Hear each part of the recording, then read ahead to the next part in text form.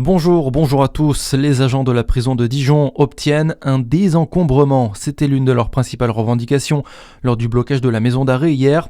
L'UFA-PFO dénonçait la surpopulation carcérale dans l'établissement pénitentiaire. 345 détenus pour 185 places. Après une réunion avec la direction, les syndicats ont annoncé lever le blocage après avoir obtenu des garanties de désencombrement en 2 vagues afin d'aérer la structure. La perpétuité pour Nicolas Zepeda, le Chilien, a été condamné hier devant les assises du Rhône pour l'assassinat de son ex-petite amie Narumi Kurosaki à Besançon en décembre 2016 et dont le corps n'a jamais été retrouvé.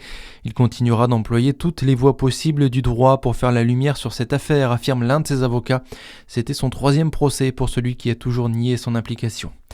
Près de 90 organisations nationales appellent à une grande manifestation pour la Palestine. Elle aura lieu demain dans plusieurs grandes villes en France, dont Dijon. Un rassemblement est prévu place d'Arcy à 14h, avant un départ de cortège vers la place de la République. Parmi les revendications, il est question d'un cessez-le-feu définitif et d'un droit au retour des réfugiés.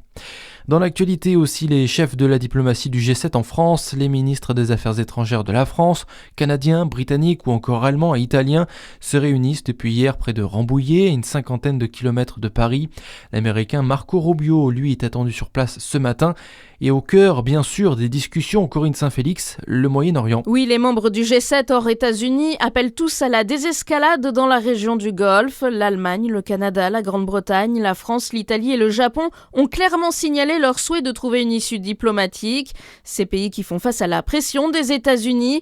À distance, le secrétaire d'État américain Marco Rubio a exhorté ses partenaires à s'impliquer davantage dans la réouverture du détroit d'Ormuz. Marco Rubio a également fait part de progrès dans les discussions avec l'Iran, mais s'est refusé à spéculer sur leur issue, tout en appelant les alliés à être reconnaissants envers le président américain d'avoir engagé cette opération militaire. Donald Trump, lui, repousse de nouveau son ultimatum à l'Iran. Il donne ainsi aux Iraniens jusqu'au 6 avril avant de mener des frappes contre les centrales électriques du pays.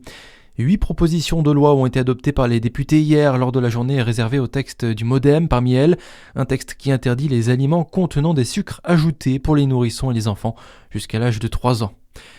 Comment nouer du lien dans une cour de récréation? Grâce à un banc à l'avant, les Saint-Claude, un banc de l'amitié a été installé dans la cour de l'école. Il permet à des élèves de s'asseoir dans un espace identifié, de faire de nouvelles rencontres afin de créer de nouvelles amitiés dans un endroit calme, loin des jeux de ballon. Une initiative portée par le club Kiwani Saint-Claude. Et puis le foot, ce soir, le DFCO national reçoit à Versailles pour la 27e journée. Coup d'envoi à 19h30.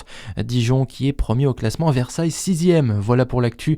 À suivre votre météo sur Fréquence Plus.